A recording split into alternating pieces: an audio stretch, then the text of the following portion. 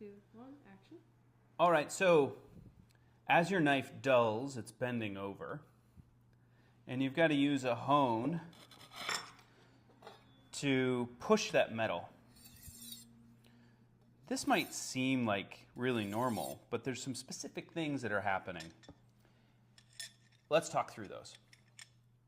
The directors of photography on TV shows want you to go really fast and not look. Most of us haven't mastered multi-axis, not look honing.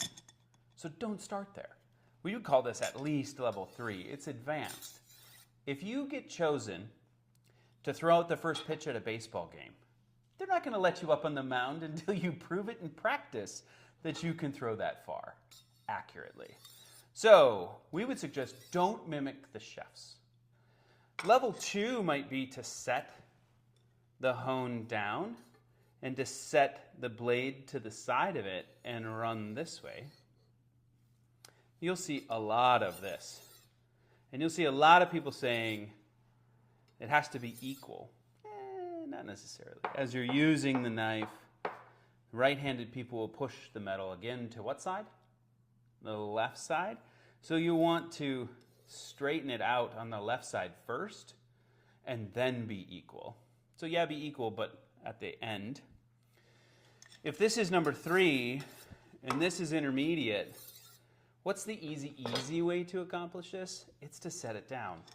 And when you set this down, either on the counter, at just a slight lift, right, onto something else, you can shift from a compression stroke. This is compressing the cutting edge. There's force on the outside of the cutting edge being pushed towards the spine.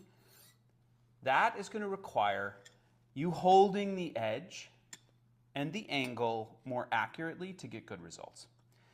If you lay this down, you can and watch that happen. The cutting edge trails the motion and the spine leads. If you're trying to accomplish this with a hand hold that you use when you're cutting food, you're going to have a really hard time because that's usually like a hammer, and this is hard to do. If you approach this more like you're going to butter bread or you're going to put some jam on bread and spread it, you're going to pick the knife up. Usually on the side, you'll add some pressure with either your thumb or your index finger. And you can start with the tip and slide to the heel. Start with the tip and slide to the heel. And these motions, like buttering bread, are fairly easy to replicate consistently. And the pressure is created in a trailing motion, which becomes way more gracious. You can get much better results from your honing and stropping behaviors after a knife has bent a little bit. There it is, it's bent. I can feel it.